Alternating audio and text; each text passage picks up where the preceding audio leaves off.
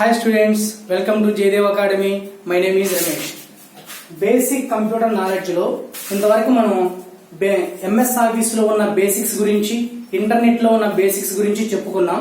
ఈ రోజు basic computer knowledge లో లాస్ట్ టాపిక్ అండి, లాస్ట్ చాప్టర్. ఉన్నటువంటి వాటన్నిటిలో ఇంకా నేను వాటిలో ఏమేమి చెప్పాలని వెతికి సెర్చ్ చేసి మీకోసం తయారు చేశాను ఈ పాయింట్స్ అనేవి. ఇవి చెప్పేస్తే ఈ కాన్సెప్ట్ అనేది ఇంతటితో కంప్లీట్ అయిపోతుంది. ఇక రేపటి నుంచి రివిజన్ చేద్దాం. ఫస్ట్ నుంచి మనం ఏ చాప్టర్స్ చెప్పుకున్నామో బేసిక్ కంప్యూటర్ నాలెడ్జ్ లో ఆ చాప్టర్స్ రివిజన్ చేస్తూ వాటిలో ఉన్న బిట్స్, ఇంపార్టెంట్ బిట్స్ ఏవైతే ఉన్నాయో, షార్ట్ కట్స్, అబ్రివేషన్స్, అవన్నీ రేపటి నుంచి ఒక 20 డైలీ ఒక్కొక్క వీడియోకి 20 చొప్పున చెప్పుకుంటూ వెళ్తాను. డైలీ మీరు చూడండి, ఓకేనా. ఈ రోజు నెక్స్ట్ టాపిక్ ఏంటంటే ఇన్పుట్ డివైస్. ఇన్పుట్ డివైస్ మనకి ఆల్రెడీ ఇది స్టార్టింగ్ క్లాస్ లో చెప్పాను. జస్ట్ ఇన్పుట్ డివైస్ అంటే అబ్రివేషన్ చెప్పి 1 or 2 ఎగ్జాంపుల్ చెప్పేసి నెక్స్ట్ చాప్టర్ కి వెళ్ళిపోయాను. కానీ మీకు సిలబస్ లో కొంచెం డెప్త్ గా ఇచ్చాడనమాట. ఇన్పుట్ డివైస్ లో ఎగ్జాంపుల్ 2, 3 కాదమ్మా, ఒక 7, 8 వరకు ఇచ్చాడనమాట. ఆ 7, 8 మీకు ఇప్పుడు చెప్తాను. అలాగే అవుట్పుట్ డివైస్ ఎగ్జాంపుల్స్ కూడా డెఫినేషన్ ఎగ్జాంపుల్ లాస్ట్ వీడియోస్ లో 1 or 2 చెప్పాను. ఇప్పుడు 7, 8 అనమాట. కొంచెం డెప్త్ గా ఇచ్చాడు కాబట్టి ఆ 7, 8 కూడా చెప్పుకుందాం ఈ రోజు. ఇప్పుడు ఫస్ట్ ఇన్పుట్ డివైస్ తెలుసుకునే ముందు అసలు ఇన్పుట్ అంటే ఏంటో చూద్దాం. ఇన్పుట్ అంటే ఏంటి? కంప్యూటర్ ముందు కూర్చుని యూజ్ చేసేవాడిని, ఆపరేట్ చేసేవాడిని యూజర్ అంటారు కదా. ఈ యూజర్ అనేవాడు కంప్యూటర్ సిస్టమ్ కి ఇచ్చే ఇన్ఫర్మేషన్ నే ఇన్పుట్ అంటాం. ఇన్పుట్ డివైస్ అంటే ఏంటంటే ఆ యూజర్ అనేవాడు కంప్యూటర్ కి ఇన్పుట్ ఇస్తున్నాడు కదా, ఇచ్చే ఇన్పుట్ ఏ డివైజెస్ ని యూజ్ చేసుకుని ఇస్తున్నాడో ఆ డివైజెస్ ని ఇన్పుట్ డివైజెస్ అంటాం. ఇన్పుట్ డివైజెస్ లో ఫస్ట్ వన్ ఏంటంటే మనందరికీ తెలుసమ్మా, ఫస్ట్ వచ్చేసరికి కీబోర్డ్. కీబోర్డ్ గురించి నేను ఆల్రెడీ చెప్పాను. కీబోర్డ్ ఎందుకు? మనం టైప్ చేసుకోవడానికి. కీబోర్డ్ లో కీస్ ఉంటాయి. మెయిన్ గా కీబోర్డ్ లో ఎన్ని కీస్ ఉంటాయి? 4 టైప్స్ ఆఫ్ కీస్ ఉంటాయి. ఆల్ఫా న్యూమరికల్ కీస్ అంటే ఆల్ఫాబెట్స్, నంబర్స్ ఉంటాయి, A to Z, 0 to 9. అలాగే కర్సర్ మూవ్మెంట్ కీస్ అంటే మనం టైప్ చేస్తూ ఉండగా కర్సర్ ఒక ప్లేస్ నుంచి వేరొక ప్లేస్ కి మూవ్ అవడానికి యూజ్ చేసే కీస్ ని కర్సర్ మూవ్మెంట్ కీస్ అంటాం. నెక్స్ట్ ఫంక్షనల్ కీస్ F1 నుంచి F12 ఉంటాయి. Next special keys. ఈ 3 టైప్స్ ఆఫ్ కీస్ కాకుండా remaining keys control, shift, Alt ఇవన్నీ కూడా మనం ఏమంటాం అంటే స్పెషల్ కీస్ అంటాం. కీబోర్డ్ తర్వాత నెక్స్ట్ వన్ ఏంటంటే నెక్స్ట్ ఇన్పుట్ డివైస్ వచ్చేసరికి కీబోర్డ్ ద్వారా మనం టైప్ చేస్తున్నాము అంటే సిస్టమ్ కి ఇన్ఫర్మేషన్ ఇస్తున్నాము. సిస్టమ్ కి ఇన్ఫర్మేషన్ ఇస్తున్నాం కాబట్టి keyboard is a one of the input device. Second example వచ్చేసరికి మౌస్ గురించి కూడా లాస్ట్ టైం చెప్పాను. మౌస్ లో 3 బటన్స్ ఉంటాయి. లెఫ్ట్ సైడ్ ఉండే బటన్ ని లెఫ్ట్ బటన్ అని, రైట్ సైడ్ ఉండే బటన్ ని రైట్ బటన్ అని, మధ్యలో ఉన్న వీల్ ఆ ball scroll wheel or scroll ball అంటారని చెప్పాను. మౌస్ ద్వారా మనం సిస్టమ్ కి ఇన్ఫర్మేషన్ ఇస్తున్నాం కాబట్టి mouse is a one of the input device. Next one third example ఏంటంటే OCR, optical character reader. Optical character reader అంటే ఏంటంటే ఫర్ ఎగ్జాంపుల్ ఇప్పుడు బస్ ఎక్కిన తర్వాత బస్ టికెట్ కొట్టమని చెప్తే కండక్టర్ గారు బస్ టికెట్ కొడతారు. ఆ బస్ టికెట్ కొట్టే మిషన్ ఉంటుంది చూసారా, ఆ మిషన్ ఏంటి?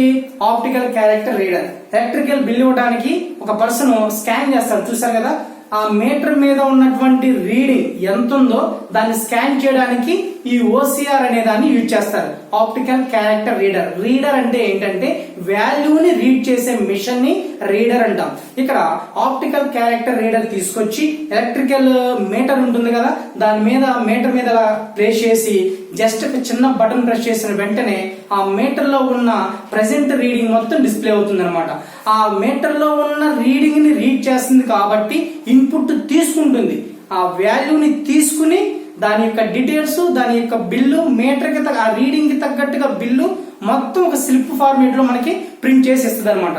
అంటే ఇన్పుట్ తీసుకుంటుంది మీటర్ లో ఉన్న రీడింగ్ ని, అలా తీసుకుంటుంది కాబట్టి ఇన్పుట్ OCR అంటే ఆప్టికల్ క్యారెక్టర్ రీడర్ అనేది one of the input device.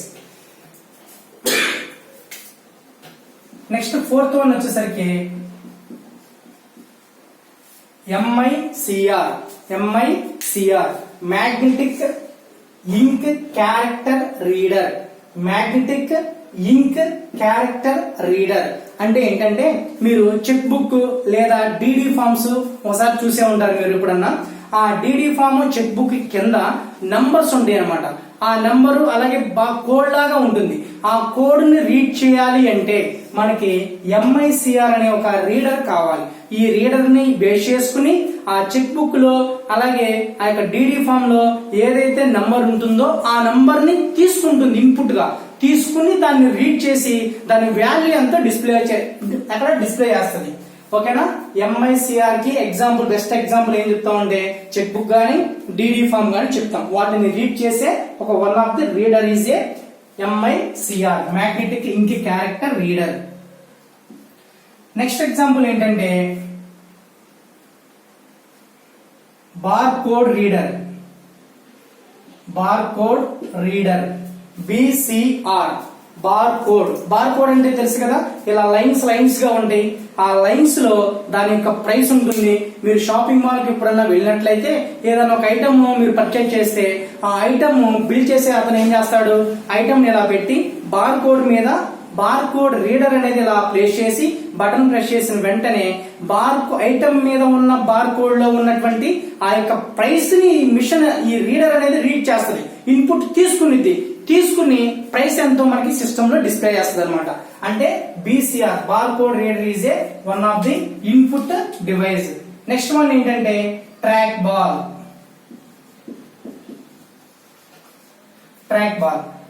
అంటే ఏంటంటే ఇప్పుడు ఓల్డ్ ల్యాప్టాప్ మీరు అబ్జర్వ్ చేస్తే దానికి మౌస్ అనేది ఎలా ఉంటుందంటే మధ్యలో ఒక బాల్ లాగా రౌండ్ గా ఉంటుంది అనమాట.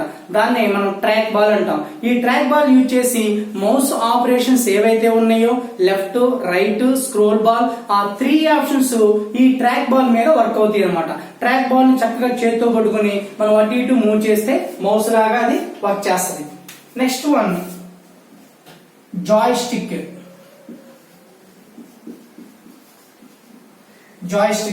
జాయ్స్టిక్ అంటే ఏంటంటే ఈ జాయ్స్టిక్ ఎక్కడ యూజ్ చేస్తామంటే మొబైల్ ఫోన్ లో కూడా ఉంటుంది. లెఫ్ట్, రైట్, టాప్, డౌన్ ఇలా బటన్స్ మూవ్ చేయడానికి జాయ్స్టిక్ యూజ్ చేస్తాం. అలాగే వీడియో గేమ్ ప్లే చేసేటప్పుడు మనకి 2 హ్యాండ్స్ లో 2 జాయ్స్టిక్స్ ఉంటాయి. ఈ జాయ్స్టిక్స్ ని ఎలా మూవ్ చేస్తున్నప్పుడు ఆ వీడియో గేమ్ అనేది ప్లే అవుతూ ఉంటుంది అనమాట. ఓకేనా. జాయ్స్టిక్ ఈ జాయ్స్టిక్ ద్వారా గానీ ట్రాక్ బాల్ ద్వారా గానీ ఈ సిస్టమ్ కి ఇన్పుట్ ఇస్తున్నాం, అందుకని వీటిని ఇన్పుట్ డివైజెస్ అంటాం. నెక్స్ట్ వన్ వచ్చేసరికి లైట్ పెన్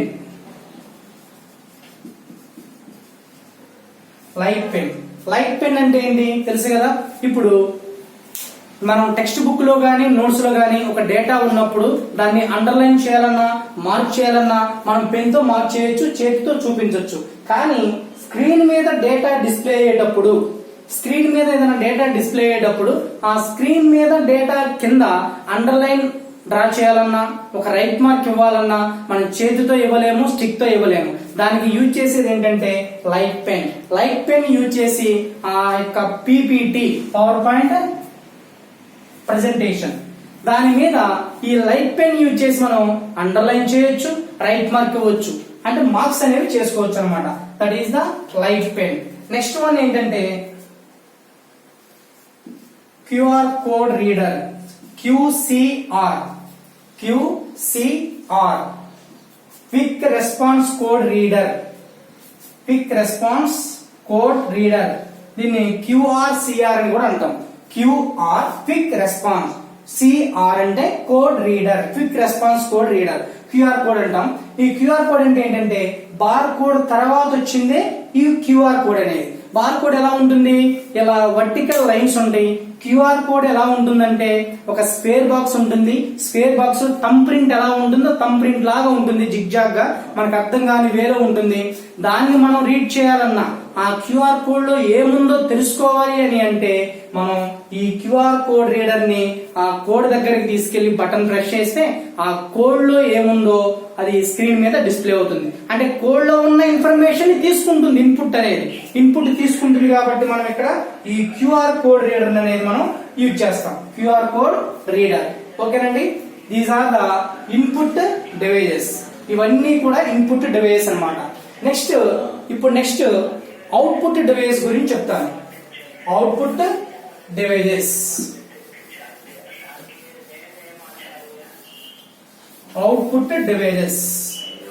అసలు అవుట్పుట్ అంటే ఏంటి?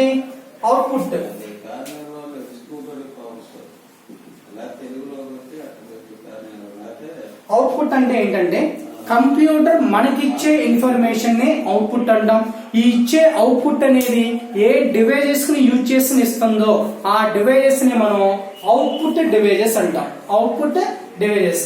ఈ అవుట్పుట్ డివైజెస్ లో మెయిన్ గా 4 అవుట్పుట్ డివైజెస్ ఉంది. 4 ఉన్నాయి. ఆ 4 నుంచి ఇంకొన్ని ఉన్నాయి, అవన్నీ చెప్తాను ఇప్పుడు. ఫస్ట్ ఏంటంటే monitor. Monitor is a one of the output device. Monitor అంటే ఏంటి? స్క్రీన్ అన్నమాట. స్క్రీన్ అనేది అవుట్పుట్ డివైస్. ఈ మోనిటర్స్ లో మళ్ళీ ఎన్ని టైప్స్ ఉన్నాయంట? 3 టైప్స్ ఉన్నాయి. ఈ 3 టైప్స్ ఆఫ్ మోనిటర్స్ మనకి తెలుసు. First one CRT, second one LCD, third one వచ్చేసరికి LED. ఈ 3 టైప్స్ ఆఫ్ మోనిటర్స్ గురించి నేను లాస్ట్ వీడియోస్ లో ఆల్రెడీ చెప్పాను. CRT అంటే ఏంటి? Cathode ray tube. LCD అంటే లిక్విడ్ క్రిస్టల్ డిస్ప్లే. LED అంటే లైట్ ఎంబెడెడ్ డయోడ్. ఈ 3 టైప్స్ ఆఫ్ మోనిటర్స్ ని అవుట్పుట్ డివైస్ గా పిలుస్తాం. నెక్స్ట్ అవుట్పుట్ డివైస్ ఎగ్జాంపుల్ ఏంటంటే స్పీకర్స్ అన్నమాట. అంటే హెడ్ ఫోన్ అవ్వచ్చు, ఇయర్ ఫోన్ అవ్వచ్చు, స్పీకర్స్ సౌండ్ బాక్స్ అవ్వచ్చు. వాటి ద్వారా మనకి ఇన్ఫర్మేషన్ వింటున్నాం కాబట్టి, ఇన్ఫర్మేషన్ మనం తీసుకుంటున్నాం కాబట్టి కంప్యూటర్ నుంచి ఈ స్పీకర్స్ కూడా అవుట్పుట్ డివైస్ గా చెప్పుకోవచ్చు. నెక్స్ట్ థర్డ్ వన్ ఏంటంటే ప్రింటర్స్ అన్నమాట. ప్రింటర్ లో మళ్ళీ 2 టైప్స్ ఆఫ్ ప్రింటర్స్ ఉన్నాయి. నాన్ ఇంపాక్ట్ ప్రింటర్ ఒకటి, సెకండ్ వన్ వచ్చేసరికి ఇంపాక్ట్ ప్రింటర్ ఒకటి. నాన్ ఇంపాక్ట్ ఒకటి. ఫస్ట్ వన్ చూద్దాం. Non impact printer. ఈ నాన్ ఇంపాక్ట్ ప్రింటర్ లో మళ్ళీ 3 టైప్స్ ఆఫ్ ప్రింటర్స్ ఉన్నాయమ్మా. అవి ఫస్ట్ వన్ ఏంటంటే daisy wheel printer. Second one వచ్చేసరికి dot matrix printer. Third one వచ్చేసరికి drum printer, daisy wheel, dot matrix.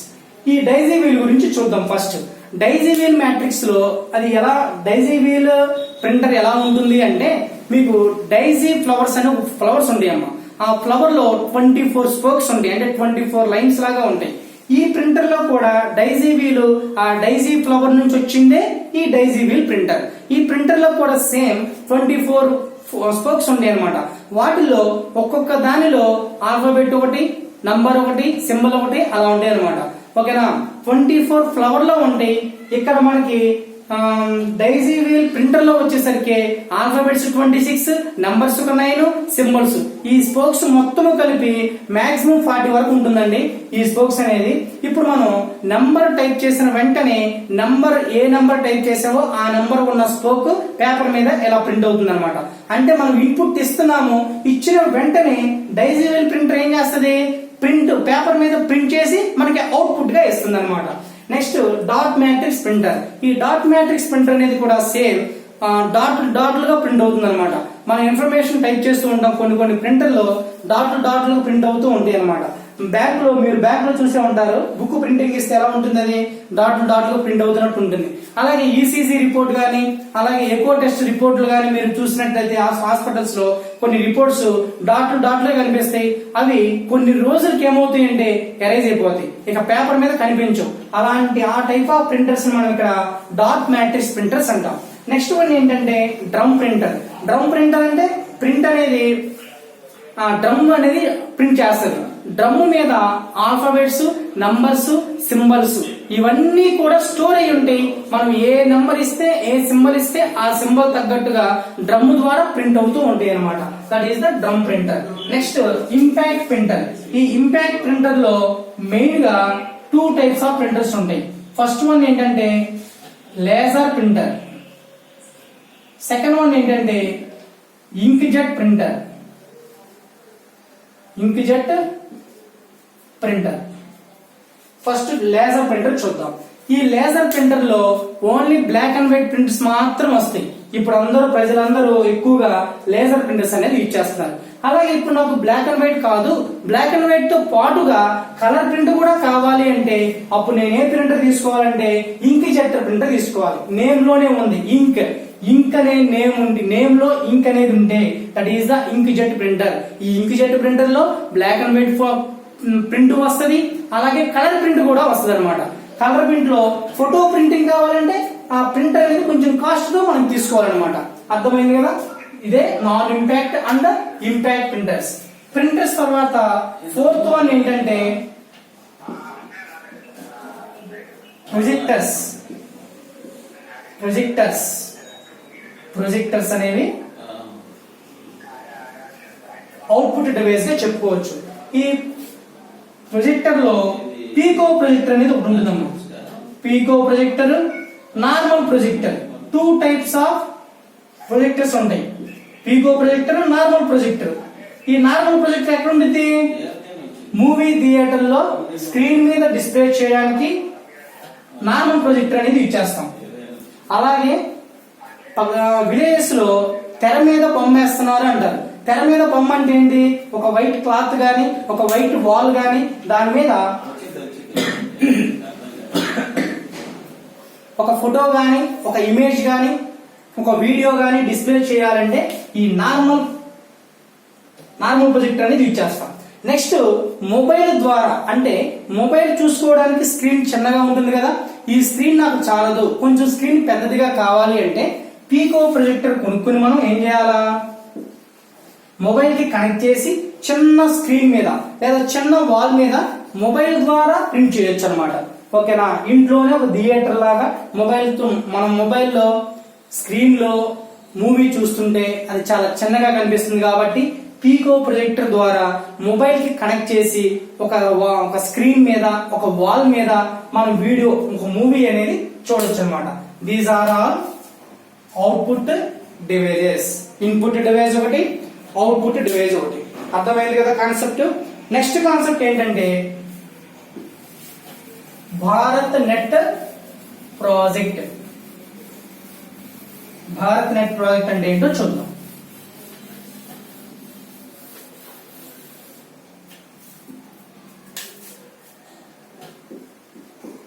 Bharat net project. Bharat net project 2011 లో national optical fibre network. National 2011 అండి.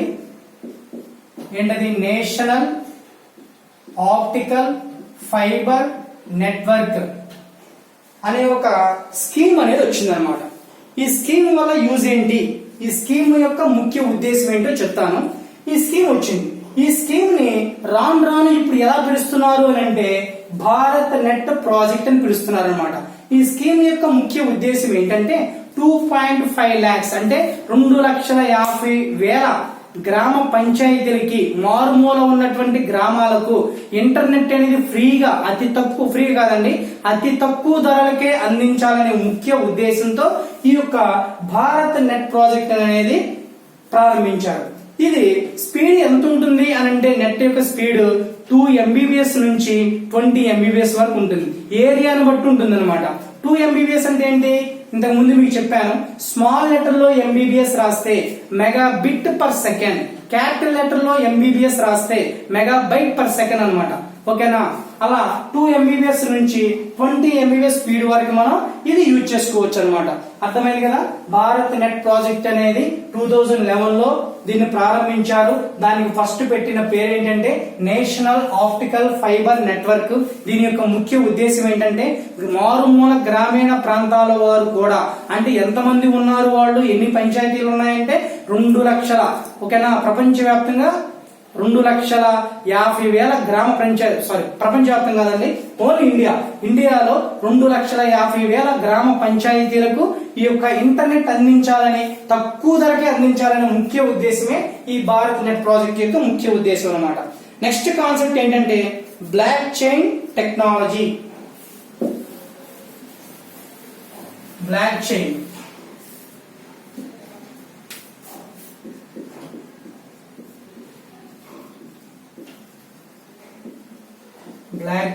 Technology. ఈ block chain టెక్నాలజీకి ఇంకొక నేమ్ ఏంటంటే వికేంద్రీకృత technology అని కూడా అంటామండి తెలుగులో. వికేంద్రీకృత టెక్నాలజీ. ఈ వికేంద్రీకృత టెక్నాలజీకి ఇంకొక పేరు ఉందండి, అదేంటంటే డిస్ట్రిబ్యూటెడ్ నెట్వర్క్. డిస్ట్రిబ్యూటెడ్ నెట్వర్క్ అంటే డిస్ట్రిబ్యూట్ చేస్తా ఉంటుంది అన్నమాట ఈ నెట్వర్క్ అనేది. నెక్స్ట్ ఇంకొక పేరు ఏంటంటే సర్వర్ల వ్యవస్థ. సర్వర్ అంటే ఇంత ముందే చెప్పాను, CPU కి సర్వర్ కి ఉన్న డిఫరెన్స్ చెప్పాను. సర్వర్ల వ్యవస్థ అని కూడా అంటాం దీన్ని, బ్లాక్ చైన్ టెక్నాలజీ. దీని యొక్క ముఖ్య ఉద్దేశం ఏంటంటే ఫర్ ఎగ్జాంపుల్ ఇప్పుడు ఒక్కొక్క కంపెనీకి ఒక్కొక్క సర్వర్ అనేది ఉంటుంది, ఒక్కొక్క దేశానికి ఒక్కొక్క సర్వర్ అనేది ఉంటుంది. ఈ సర్వర్ లో ఏం స్టోర్ అవుతుంది? కంపెనీ అనుకో కంపెనీ యొక్క డేటా స్టోర్ అవుతుంది. అదే దేశం అనుకో దేశానికి సంబంధించిన సీక్రెట్ మెసేజ్లు, పర్సనల్ మెసేజ్లు స్టోర్ అవుతాయి. ఇలా ప్రపంచ వ్యాప్తంగా ఒక దేశానికి మధ్యలో లింక్ ప్రొవైడ్ చేయడానికి ఈ సర్వర్స్ అనేవి పనిచేస్తాయి. ఈ సర్వర్స్ లో పనిచేస్తున్నాయి అంటే సర్వర్ మీద ఎవరి యొక్క కన్ను ఉంటుంది? సైబర్ క్రైమ్స్, సైబర్ నేరగాళ్ళ యొక్క కన్ను ఎప్పుడు పడతా ఉండేది అనమాట. ఎప్పుడెప్పుడు వాళ్ళు డేటాని హ్యాక్ చేద్దామా, హ్యాక్ చేసి మోడిఫై చేద్దామా, లేదా తీసుకుని ఆ డేటాని బ్లాక్ మెయిల్ చేద్దామా అని చూస్తూ ఉంటారనమాట. ఈ సైబర్ నేరగాళ్ళ యొక్క ఆట కట్టించడానికి, వాళ్ళకి అడ్డుకట్ట వేయడానికి మనకు కనిపెట్టింది ఏంటంటే బ్లాక్ చైన్ టెక్నాలజీ. ఈ టెక్నాలజీని యూజ్ చేసి ఈ సైబర్ నేరగాళ్ళ దగ్గర నుంచి మనం తప్పించుకోవచ్చు అనమాట. నెక్స్ట్ అలాగే ఇప్పుడు ఒక దేశానికి మధ్యలో సర్వర్స్ అనేవి కనెక్షన్ లో ఉంటాయి కాబట్టి మనం ఒక దేశం నుంచి ఇంకొక దేశానికి, ఒక సర్వర్ నుంచి ఇంకొక సర్వర్కి, ఒక సర్వర్ కి డేటాని మనం ట్రాన్స్ఫర్ చేయాలి అన్నా లేదా ఆన్లైన్ ట్రాన్సాక్షన్ చేయాలి అన్నా వీటన్నిటితో లింక్ ప్రొవైడ్ చేసి ఉంటుంది కాబట్టి వీటన్నిటి యొక్క పర్మిషన్ తీసుకుని మనం చేయాలన్నమాట. ఓకేనా? అలా చేసినప్పుడే అందరికీ తెలుస్తుంది, అందరి యొక్క పర్మిషన్ తీసుకుని మనం ముందుకు వెళ్లాల్సిన అవసరం ఉంటుంది అనమాట. That is the block chain technology. Next one ఏంటంటే బిగ్ డేటా. నెక్స్ట్ కాన్సెప్ట్ వచ్చేసరికి బిగ్ డేటా.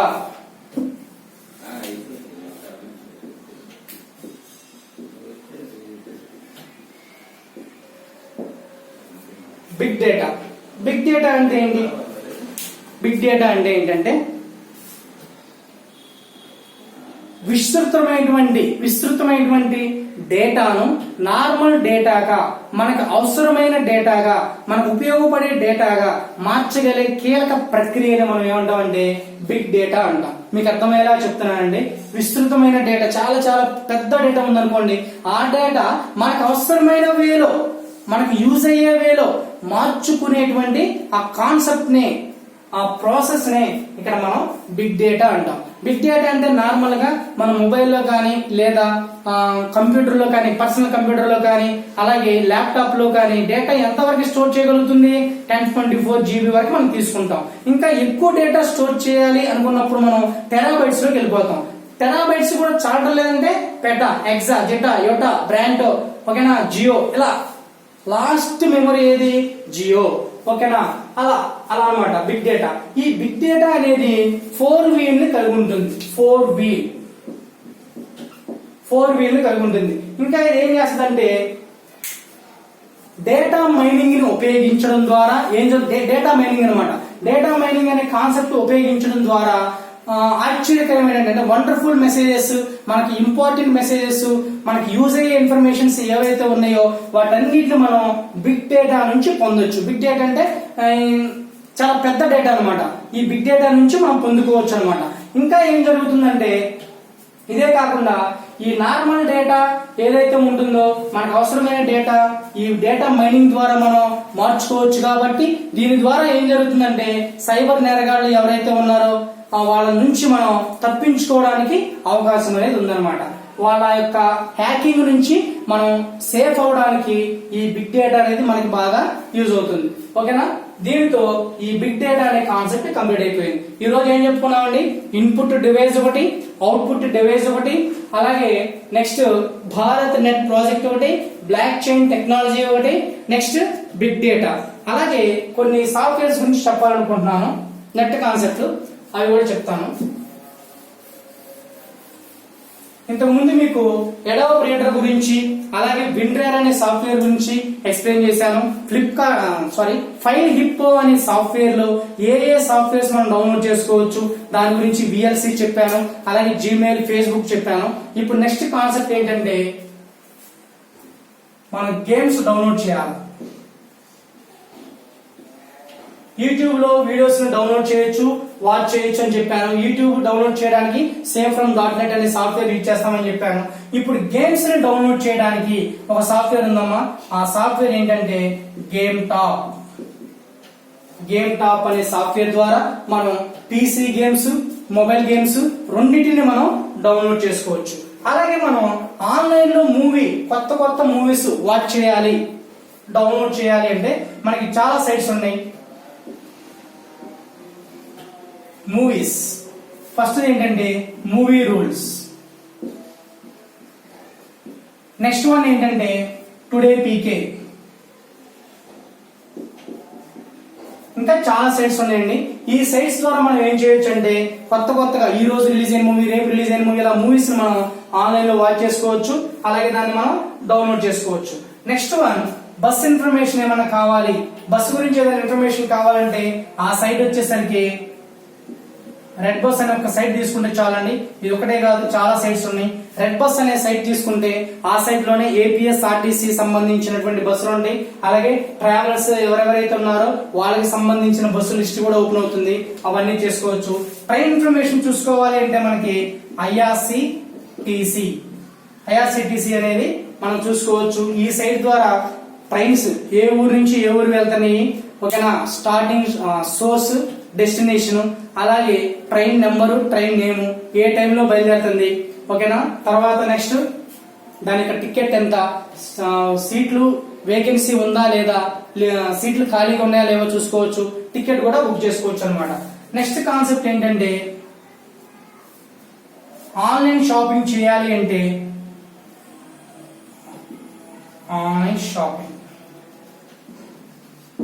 ఆన్లైన్ షాపింగ్ చేయాలంటే మనకి చాలా సైట్స్ ఉంటాయి. అమెజాన్ అనే సైట్, ఫ్లిప్కార్ట్ అనే సైట్, స్నాప్డీల్ అనే సైట్, ఇలా సైట్స్ ద్వారా మనం ఆన్లైన్ షాపింగ్ చేసుకోవచ్చు. అదే విధంగా మనం ఆన్లైన్ పేమెంట్ కూడా చేసుకోవచ్చు. అలాగే స్టూడెంట్స్ కి జాబ్ పర్పస్ గా, జాబ్ ఓరియంటెడ్ గా ఏ అడ్మిట్ కార్డ్స్ రిలీజ్ అవుతున్నాయి, ఏ రిజల్ట్స్ వస్తున్నాయి, ఏ జాబ్ నోటిఫికేషన్ రిలీజ్ అవుతుంది, మనం ఆన్లైన్ లో అప్లికేషన్ అప్లై చేసుకోవాలి, దాని ద్వారా మనం చేసేది ఏంటంటే ఒక సైట్ ఉంటుందండి జాబ్ పర్పస్ గా, జాబ్ ఓరియంటెడ్ గా సైట్ ఉంది. అదేంటంటే ఫ్రీ జాబ్ అలర్ట్స్. ఈ సైట్స్ ద్వారా మనం ఆన్లైన్ అప్లికేషన్స్ అవన్నీ చేసుకోవచ్చు అనమాట. Next one Google map, Google drive, వాటి గురించి చెప్పాను. నెక్స్ట్ వన్ ఏంటంటే search, Google plus. Google search box ఎలా ఉంటుందో సేమ్ గూగుల్ ప్లస్ అనేది కూడా సేమ్ అలాంటిదేనండి. ఈ గూగుల్ ప్లస్ యూజ్ చేసి కూడా మనం సెర్చ్ అనేది చేసుకోవచ్చు. ఇన్ఫర్మేషన్ ని సెర్చ్ చేసుకోవడానికి యూజ్ చేసేటువంటి వన్ ఆఫ్ ది ఇంజన్ ని మనం గూగుల్ ప్లస్ అని కూడా అంటాం. ఈ గూగుల్ ప్లస్ ద్వారా మనకి ఇన్ఫర్మేషన్ ఏది కావాలంటే అది సెర్చ్ చేసుకోవచ్చు. నెక్స్ట్ అలాగే నేను చెప్పాను లాస్ట్ వీడియోలో గూగుల్ మ్యాప్ గురించి చెప్పాను. గూగుల్ మ్యాప్ లోనే మనకి మ్యాప్ ఎలా చూపిస్తుందో, మ్యాప్ అంటే ఏంటి, జస్ట్ డిస్టెన్స్, ఒక ఏరియా నుంచి ఒక ఏరియాకి డిస్టెన్స్ చూపిస్తుంది, ఏరియా నుంచి ఏరియా చూపిస్తుంది. అలాగే దాని కిందే శాటిలైట్ అని ఉంటుంది అనమాట ఆప్షన్. శాటిలైట్ అనే ఆప్షన్ ద్వారా ఏం చేయొచ్చు అంటే పైనుంచి శాటిలైట్ ద్వారా చూస్తూ ఉంటే ఈ హౌసులు, షాపులు, రైల్వే స్టేషన్, బస్ స్టేషన్ ఇవి ఏవైతే ఉన్నాయో అవన్నీ మనకి క్లారిటీగా, క్లియర్ గా కనిపిస్తూ ఉంటాయి అనమాట. కనిపిస్తూ ఉంటే శాటిలైట్ మీద క్లిక్ ఇస్తే శాటిలైట్ ద్వారా పైనుంచి కనిపిస్తుంది. అలాగే మ్యాప్ మీద క్లిక్ ఇస్తే జస్ట్ మ్యాప్ పెన్ తో, స్కెచ్ తో డ్రా చేస్తే ఎలా ఉంటుందో అలా మాత్రం ఉంటుంది అనమాట ఇది. ఓకేనండి. నెక్స్ట్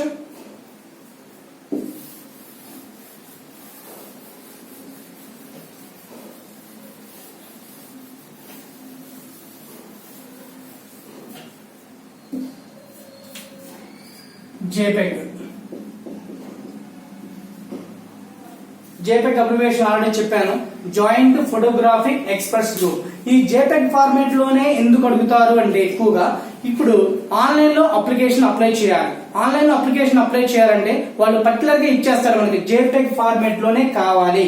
ఒకవేళ ఫైల్ సైజ్ అనేది 100 MB ఉందనుకోండి, ఈ 100 MB ఉన్నప్పుడు మనం పెయింట్ లోకి వెళ్లి దాని సైజ్ అనేది తగ్గించుకుని మనకు కావాల్సిన సైజులో జేపెగ్ ఫార్మేట్ లో ఫోటోని అప్లోడ్ చేయొచ్చు. కొన్ని గూగుల్ సెర్చ్ లోకి వెళ్ళిన తర్వాత ఫోటోను వెతుకుతూ ఉంటే మనకి ఏం జరుగుతుందంటే ఆ ఫోటోలు డౌన్లోడ్ చేసేటప్పుడు అది కొన్ని ఏమో PNG ఫార్మేట్ లో, కొన్ని ఏమో జేపెగ్ ఫార్మేట్ లో, కొన్ని ఏమో వెబ్ ఫార్మేట్ లో డిస్ప్లే అవుతూ ఉంటాయి. అలాంటప్పుడు మనం ఏం చేయాలంటే ఫోటో డౌన్లోడ్ చేసినప్పటికీ దాన్ని మనం కన్వర్ట్ చేసుకోవాలి. కన్వర్టర్స్ అనేవి ఉంటాయి. కన్వర్టర్స్ ఇక్కడ వీడియోని ఆడియోగా కన్వర్ట్ చేయొచ్చు, అలాగే వీడియో ఎక్కువ క్వాలిటీ ఉన్న వీడియోని తక్కువ క్వాలిటీ వీడియోగా కన్వర్ట్ చేయొచ్చు, అలాగే జేపెగ్ ఫార్మేట్ ని PDF గా, PDF ని MS Word గా, MS Word ని PDF గా అలా చేయొచ్చు అనమాట. ఇప్పుడు ఇంతకీ PDF అంటే ఏంటో తెలుసు కదా, portable document file. Portable document file. ఈ PDF ఫైల్ లో ఉన్న డేటాని మనం మార్చలేం, చేంజ్ చేయలేం. మరి ఎందుకు PDF అంటే ఎవరు మార్చుకోకుండా PDF లో స్టోర్ చేస్తారు. మరి జేపెగ్ ఫార్మేట్ ని చేంజ్ చేయొచ్చు, మాడిఫై చేయొచ్చు. ఎలా చేయొచ్చు అంటే పెయింట్ లో చేయొచ్చు, ఫోటోషాప్ లో చేయొచ్చు అనమాట. నెక్స్ట్ MS Word పేజీని వర్డ్ డాక్యుమెంట్ ఏదైతే ఉందో ఈ MS Word డాక్యుమెంట్ ని మనం చేంజ్ చేయొచ్చు అనమాట. ఓకేనా, PDF ఒక్కటే చేంజ్ చేయలేం, వర్డ్ చేంజ్ చేయొచ్చు, జేపెగ్ కూడా చేంజ్ చేయొచ్చు. ఇప్పుడు PDF ని MS Word లో గానీ జేపెగ్ లో గానీ కన్వర్ట్ చేసినప్పుడు ఆ ఫార్మేట్ అనేది మారుతుంది. PDF లో ఏదైతే డేటా ఉందో ఆ డేటా ఫార్మేట్ అనేది కొన్నిసార్లు మారుతుంది. డయాగ్రామ్స్, అక్కడ ఉన్న వాల్యూస్ అవి కూడా మారడానికి ఛాన్సెస్ ఉన్నాయి అన్నమాట. ఇప్పుడు MS Word ని PDF లో కన్వర్ట్ చేస్తే మాత్రం ఆ ఫార్మేట్ మారదు, అది ఎలా ఉన్నది అలాగే ఉంటుంది అనమాట. కానీ PDF ని MS Word లో మార్చేటప్పుడు మాత్రమే ఫార్మేట్ చేంజ్ అవుతుంది, టెక్స్ట్ స్టైల్స్ అవి చేంజ్ అవుతాయి, జిగ్జాగ్ అయిపోతాయి అనమాట మొత్తము కూడా. ఓకేనా, ఇది జేపెగ్, PDF, MS Word. దీంతో ఇంటర్నెట్ లో ఉన్నటువంటి చిన్న కాన్సెప్ట్, బేసిక్స్ లో ఉన్న చిన్న కాన్సెప్ట్స్ మొత్తం కంప్లీట్ అయిపోయినాయండి. ఈ రోజుతో ఈ బేసిక్ కంప్యూటర్ నాలెడ్జ్ అనే కాన్సెప్ట్ కంప్లీట్ అయిపోయింది. రేపటి నుంచి short cuts, abbreviations, important points, bits చెప్పుకుంటూ రివిజన్ చేస్తూ ఉన్నాం. ఇంతవరకు చెప్పిన వీడియోస్ మొత్తం మీరు మళ్ళీ రిపీటెడ్ గా చూడండి. నచ్చితే లైక్ చేయండి, ఫ్రెండ్స్ కి షేర్ చేయండి, కింద ఉన్న బెల్ బటన్ మీద క్లిక్ ఇవ్వడం మాత్రం మర్చిపోవద్దు. Thank you so much.